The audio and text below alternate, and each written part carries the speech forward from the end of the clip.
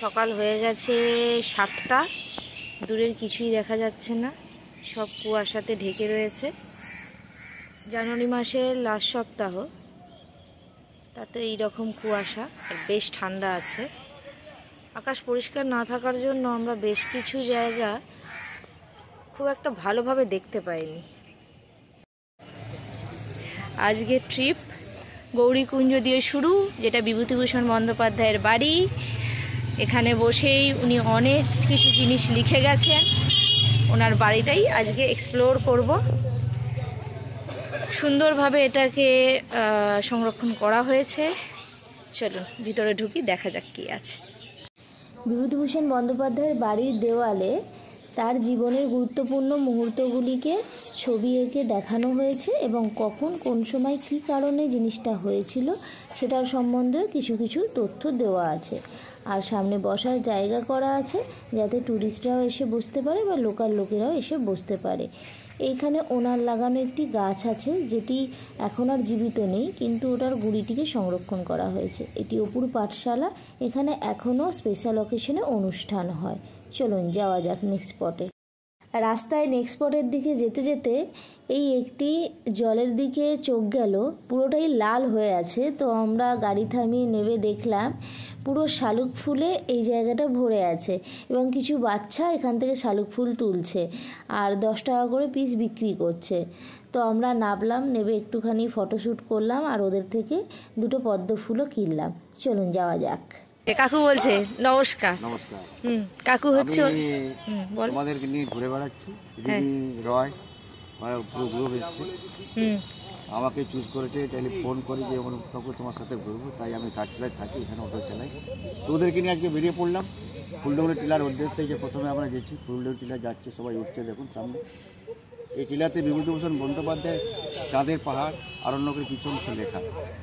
আর একটা আমি পত্রিকায় পড়েছিলাম বিভূতিভূষণের মৃত্যুর কারণ হয়েছে এখানটা। উনি একদিন এখানে বসেছিলেন, এসে নেমে দেখলেন সামনে চৌরাস্তা, ওখানে একটা সব নিয়ে যাচ্ছিলো, মরা নিয়ে যাচ্ছিল। তো মরা রেখে বিশ্রাম করছিল। তো বিভূতিভূষণ মরা এসে নেমে দেখলেন, এই মরার কাপড়ের মুখ খুলে দেখলেন নিজের ছবি, নিজের মুখের ছবি। ওনার মরদেহ যেন উনি শুয়ে আছেন। এই ব্যাপারটা গিয়ে উনি গৌরীকে বলেন, দেখলাম ফুলডুঙরিতে একটা মৃতদেহ নিয়ে যাচ্ছে, মৃতদেহের কাপড় করে দেখলাম আমি যেন শুয়ে আছি আমার মরদেহ। তার কিছুদিন পরে ওনার শরীর খারাপ হয় আর তারপরে উনি মারা যান। এটা আমি পড়েছিলাম একটা জায়গায়। আপনারা আসুন, আনন্দ করুন। আমি রূপদা এখানে ঘাটশিলায় আছি। সবাইকে আনন্দ দেওয়াই আমার কাজ, আর কিছু না। সবাইকে নিয়ে পাহাড়ি জঙ্গলে প্রকৃতির মাঝে ঘুরে বেড়ানো আমার কাজ। সবাই ভালো থাকুন, সুস্থ থাকুন। সবাইকে আমার নমস্কার।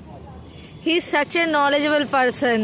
আপনারা আসুন, এলে আমি ওনার কন্ট্যাক্ট নাম্বার দিয়ে রাখবো, অবশ্যই ওনার সাথে কন্ট্যাক্ট করেও ঘুরুন। উনি এত সুন্দরভাবে এক্সপ্লেন করে করে আমাদেরকে ঘোরাচ্ছে, জাস্ট আমি বলে বোঝাতে পারবো না। আমি ওনাকে ইউটিউব থেকেই পেয়েছিলাম, আবার ওনার কন্ট্যাক্ট নাম্বার দিয়ে দিলাম, আপনারা কন্ট্যাক্ট করে নেবেন। Thank you. এটা হলো ফুলডুঙরি টিলার সেই জায়গা যেইখানে বসে বিভূতিভূষণ বন্দ্যোপাধ্যায় চাঁদের পাহাড় আরণ্যকের মতো রচনা সৃষ্টি করে গেছেন। এইখানে চারিদিকে পাহাড়, মাঝখানে এই গাছটি এবং বসার এই জায়গাটি, এখানে ইতিহাসের ছোঁয়া আপনি পাবেন। আমাদের নেক্সট স্পট হচ্ছে ধারাগিরি ওয়াটারফল। এখন শীতকাল, যার জন্য জল বেশি নেই, কিন্তু বর্ষাকালে এটা পুরো জলে ভরে থাকে। এটা ঘাটশিলার একটা টুরিস্ট স্পটের মধ্যে অন্যতম। এরপর নেক্সট স্পটে দেখা হচ্ছে। টাটা। এটা হচ্ছে সবর গ্রাম, এটা একটা আদিবাসী গ্রাম। তো আমরা এসেছি এখানে কিছু কাপড় জামা খাবার দাবার দিতে। অনেক নিচে এরা থাকে। এই গ্রামে এখনো পর্যন্ত ইলেকট্রিসিটি এসে পৌঁছায়নি। এই রকম অনেক গ্রাম ঝাড়খণ্ডে আছে যাদের দেখে মনে হয় তারা আলাদাই দুনিয়াতে বাঁচে। তো আপনারাও পারলে এদের কিছু কন্ট্রিবিউট করার চেষ্টা করবেন। আমরা এখন যাচ্ছি বুরুডি লেকের দিকে, সেই রাস্তাতেই এই গ্রামটি পড়ে। তো আমরা অ্যাটেন্ড করলাম। আপনারা চাইলে অনুপ কাকুকে কন্ট্যাক্ট করে আসতে পারেন, উনি এই কর্মকাণ্ডের সঙ্গে ওতপ্রোতভাবে জড়িত। আমরা চলে এলাম বুরুডি লেক। এই জায়গাটি হচ্ছে চারিদিক থেকে পাহাড়ে ঘেরা।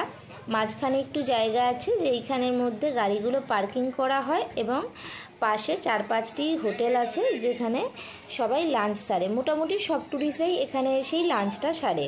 তো আমরাও চলে এলাম। আমরা এখানে লাঞ্চ সেরে বুরুডি লেক দেখে আমাদের নেক্সট স্পটের দিকে রওনা দেব। পাহাড়ের মাঝে একটি ড্যাম, অসম্ভব সুন্দর, ভিউটাও দুর্ধর্ষ। আগে পিছনে সব জায়গায় পাহাড়, মাঝখানে ড্যাম। এখানে বোটিংও হয়, বর্তমানে বোটিংটা বন্ধ আছে। চলুন নেক্সট স্পটে যাওয়া যাক।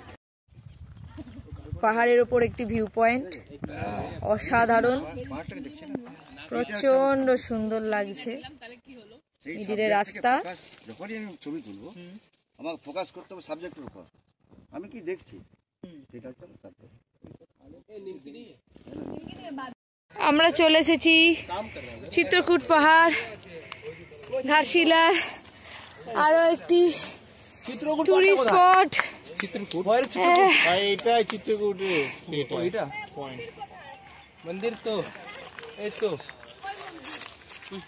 এই হচ্ছে চিত্রকূট পাহাড়, চারপাশে বড় পাহাড় আর এটা একটা ছোট পাহাড়।